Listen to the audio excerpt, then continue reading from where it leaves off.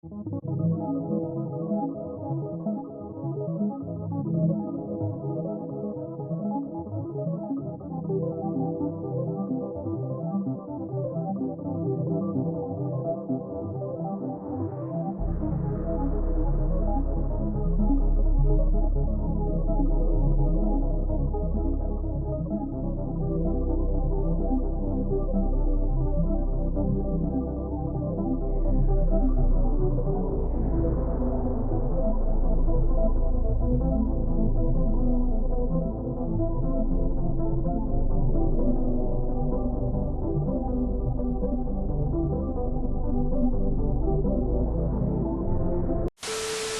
are looking at the next generation of hologram tech.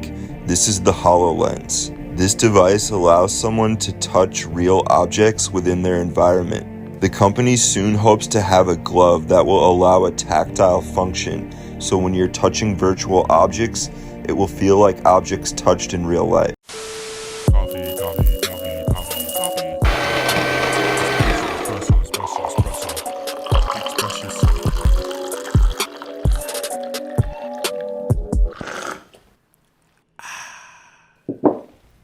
Right, so if you guys remember this scene from Blade Runner, basically he has a holographic wife and she brings him his holographic food.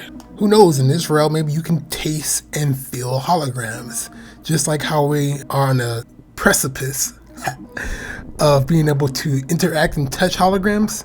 Hopefully that feel component will be there. Now, we're not going to focus on the cultural viewpoints on how someone would view you and your relation with your holographic wife or whatever. We're here just to talk about the technology itself. Is it possible to feel holograms?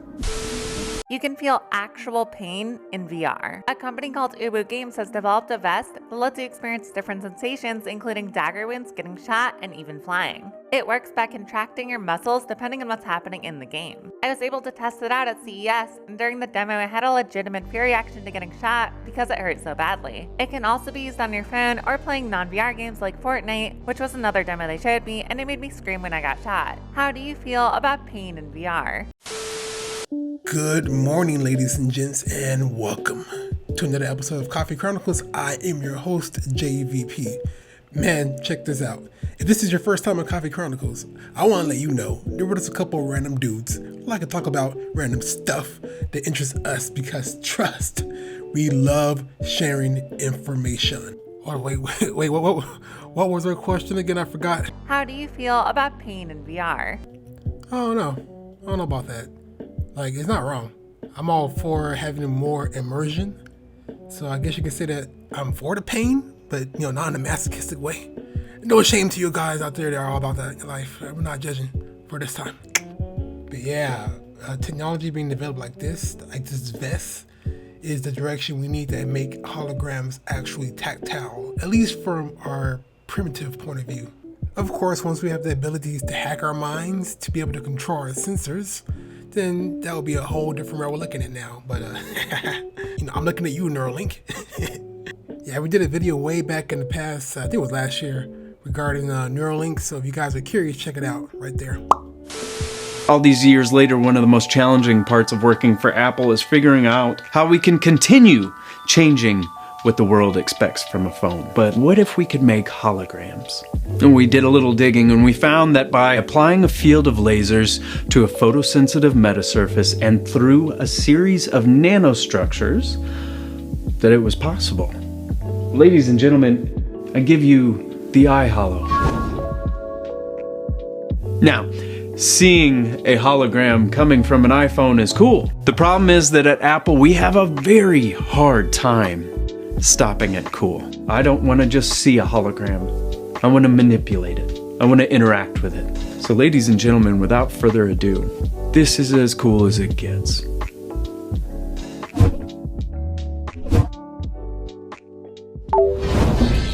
Don't do this, Derek. Listen to your friend Billy Zane. He's a cool dude. Alright, I still gotta point this out, even though it's obvious, but of course this is fake. It's just a good magic trick with After Effects. But this reality isn't that far away, because again, as we saw in the earlier videos, we are getting the ability to interact with our holograms anyway, and so we're not too far from it. Now the question is, what type of holograms will be employed? I guess you can say it depends on the specific situation you're interacting in. Okay, check this out. You see this little sphere, right? Now all I do is put this little frog right in the middle of it, and then close it. And look, so it looks like the frog is on top, right? But it's actually not. Look, look at that. It looks like the frog is actually on top. Look at it from here and look at that. The frog is not on top. You can do it with anything. Look, and now there's like a little almond. That's so cool.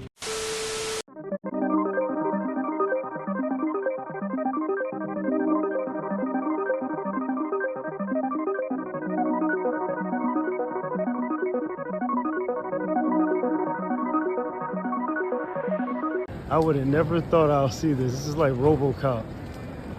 I did this. Let me see that. That is so cool. I have a question. Is the box hollow? How are you creating that effect of depth? Is the box hollow? I don't think you heard it. Yeah, I get it. Okay, yeah, it is. So we have, so between where I'm being projected to the back wall, there's 17 inches of space. And then there's a curved interior, which creates all of the volume needed for me to appear like I'm in here right now. So although I am technically a two-dimensional image, my shadow, my reflection, and the way I'm being lit and projected inside of a three-dimensional space creates the volumetric effect that you see before you. Much like when Tupac rose from the stage at Coachella, he was a two-dimensional image, but the stage, because it was 3 dimensions, created that ability to make it look like he was standing on stage. So all we did was we shrunk that stage down to a hologram telephone booth. So this is an empty space, and because if it wasn't, it wouldn't look like I was really in it right now.